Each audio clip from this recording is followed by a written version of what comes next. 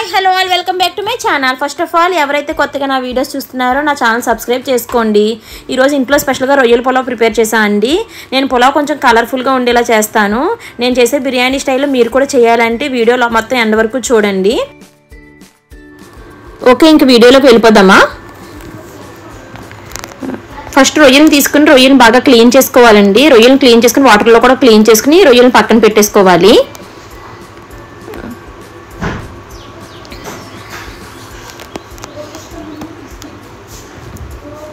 తర్వాత బిర్యానీకి కావాల్సిన మసాలా ఐటమ్స్ అన్నీ తీసుకోవాలండి. మసాలా ఐటమ్స్ చూపిస్తాను చూడండి. నేను ఆ మసాలా ఐటమ్స్ అన్నీ తీసుకుని దాని అంతటి మిక్స్ చేసి పేస్ట్ కింద ప్రిపేర్ చేసుకోవాలి. అల్లం, వెల్లుల్లి, ధనియాలు, జీలకర్ర, కొంచెం దోసపప్పు కూడా యాడ్ చేశాను నేను.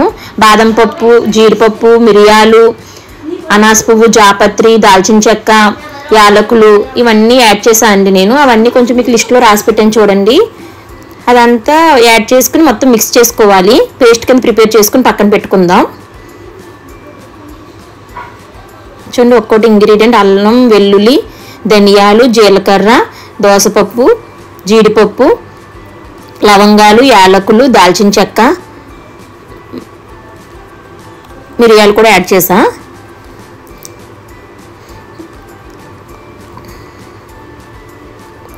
ఇదంతా మిక్స్ చేసి పేస్ట్ కింద ప్రిపేర్ చేసా.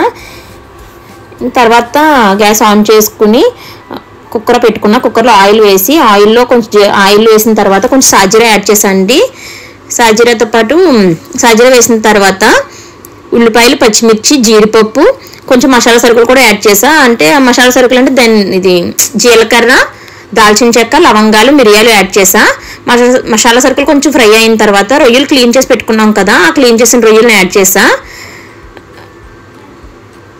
ఇలా పచ్చి రొయ్యలు వేయాలండి. ఈ రొయ్యలు వేస్తేనే ఈ రొయ్యల్లో ఉన్న వాటర్ వెళ్ళి ఈ వాటర్ ద్వారానే బిర్యానీ అనేది టేస్ట్ వస్తుంది. నేను ఎప్పుడు ఇలాగే చేస్తాను. తాలింపులు వేగిన తర్వాత ఈ రొయ్యలు అనేది యాడ్ చేసుకున్నాం కదా, రొయ్యలు కొంచెం ఫ్రై చేసిన తర్వాత ఇందులోనే కొంచెం మనం మసాలా పేస్ట్ ప్రిపేర్ చేసుకున్నాం కదా, కొంచెం రొయ్యలు సరిపడా పేస్ట్ అనేది వేసుకుని అందులోనే కొంచెం ఉప్పు, కారం, పసుపు కూడా యాడ్ చేశాను. కొంచెం ఉప్పు, కారం, పసుపు కూడా యాడ్ చేసుకోవాలి.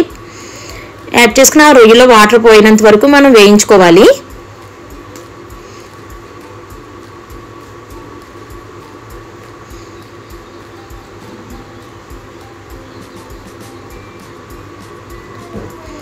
నేను చేసినట్టు చేస్తే చాలా ఈజీగా అవుతుందండి. బిర్యానీ అయితే చాలా టేస్ట్గా ఉంటుంది, చాలా ఈజీ ప్రాసెస్లో కూడా అయిపోతుంది.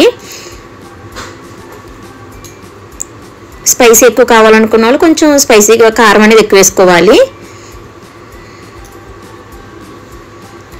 మీకు రొయ్యలో వాటర్ అయిపోయిన తర్వాత ఆయిల్ అనేది బయటకు వస్తుంది. ఆయిల్ అనేది బయటకు వచ్చిన తర్వాత మనం మసాలా పేస్ట్ ప్రిపేర్ చేసుకున్నాం కదా, ఆ మసాలా పేస్ట్ అంతా వేసేసుకోవాలి.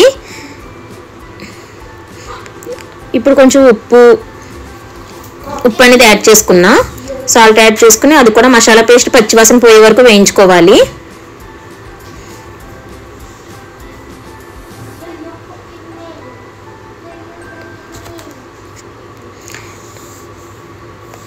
సరిపడా కారం కూడా యాడ్ చేసుకోవాలండి. కారం యాడ్ చేసుకుని ఆ ఆయిల్ అనేది బయటకు వచ్చే వరకు మనం వేయించుకోవాలి. ఆయిల్ అనేది బయటకు వచ్చింది చూసారా. ఇప్పుడు మనం రొయ్యలకు సరిపడినంత బియ్యం యాడ్ చేసుకున్నా. కేజీ రొయ్యలకి కేజీ రైస్ యాడ్ చేసుకుంటే మనకు బాగానే ఉంటుంది. అంటే రొయ్యలు ఎక్కువ కావాలి అనుకుంటే రొయ్యలు ఎక్కువ యాడ్ చేసుకుని బియ్యం తక్కువ వేసుకోవాలి. బియ్యం అనేది నేను కడగకుండానే ఫ్రై చేస్తాను అండి. బియ్యం ఎంత వేయించుకుంటే అంత టేస్ట్ ఉంటుంది. నేనైతే ఇలాగే చేస్తాము.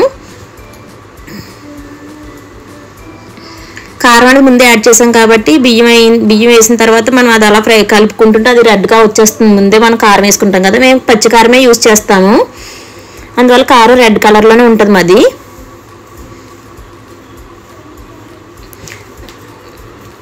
రైస్ వేసిన తర్వాత బాగా ఫ్రై అయిన తర్వాత సరిపడా కొత్తిమీర యాడ్ చేసుకున్నా. కస్తూరి మేతి యాడ్ చేశాను.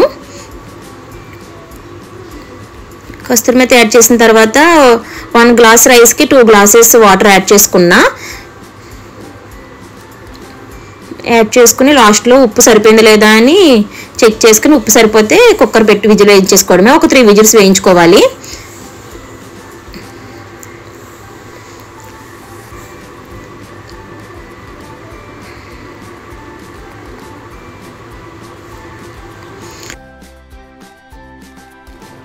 అంతేనండి, బిర్యానీ రెడీ అయిపోయింది.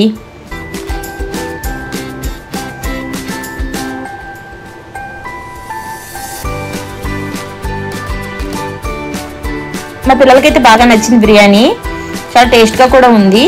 మీకు కానీ మా వీడియోస్ లైక్ చేసి, షేర్ చేసి, సబ్స్క్రైబ్ చేసుకోండి. Thank you for watching.